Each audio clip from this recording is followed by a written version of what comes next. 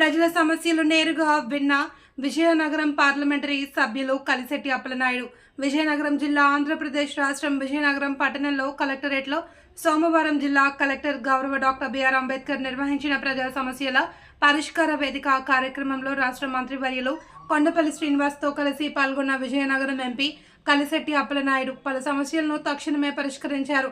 మరికొన్ని సమస్యలను త్వరలో పరిష్కరిస్తామని హామీ ఇచ్చారు. దీంతో విజయనగరం జిల్లా వాసులు సంతోషాన్ని వ్యక్తం చేస్తున్నారు.